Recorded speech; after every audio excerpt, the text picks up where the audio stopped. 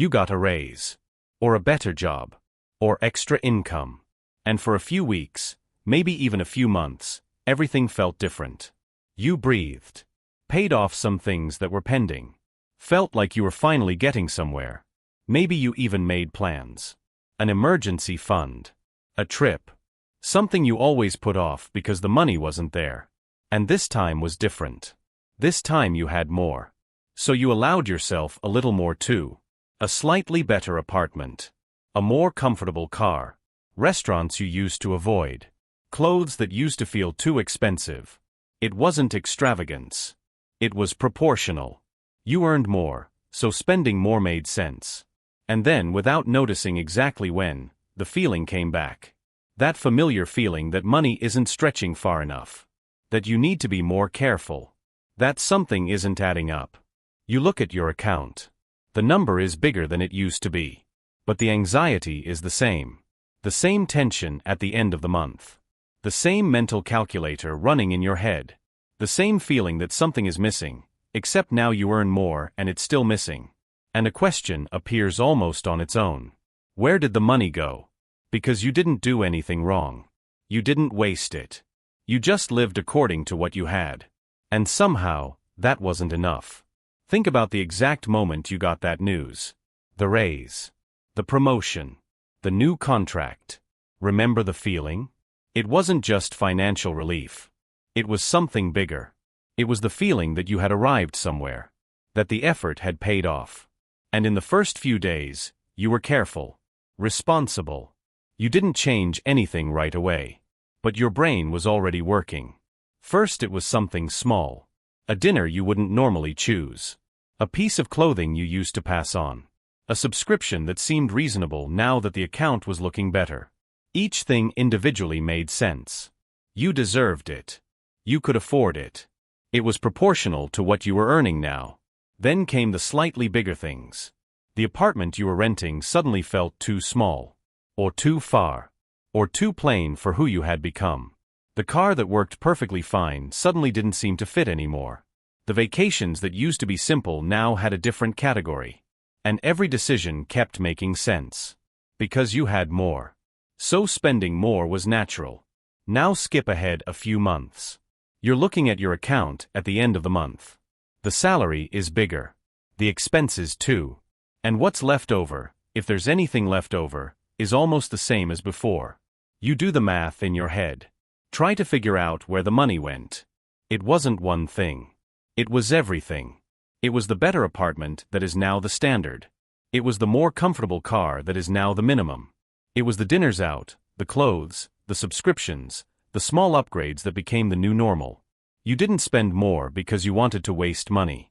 You spent more because your standard of living grew alongside your income. And now that standard has a fixed cost.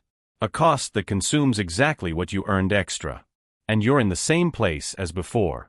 Just with a more expensive life. Now stop for a second and think about this carefully. You've done this more than once. I'm not just talking about the last raise. I'm talking about the pattern. Think about your first job. The salary was small. The expenses were small. And the feeling of being stretched thin was real. Then came a better job. The salary grew. The expenses grew with it. And the feeling of being stretched thin continued. Then came another raise. Or extra income. Or a career change. And the cycle repeated.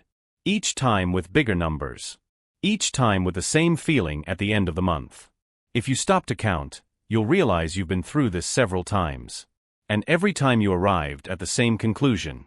If I earn a little more, it'll get easier. But did it? Think about it. Because the math doesn't work out. You earn more. You spend more. What's left over stays the same. And the feeling of never having enough, that feeling didn't change. It just adapted to the new number. And this is where something important starts to appear. The problem isn't how much you earn.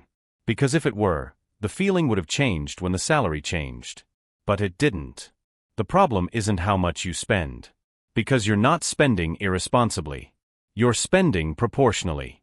So what is it? The problem is that your standard of living and your income grow together, automatically, almost without you noticing, and the gap between them never increases. You run. The cost of living runs with you.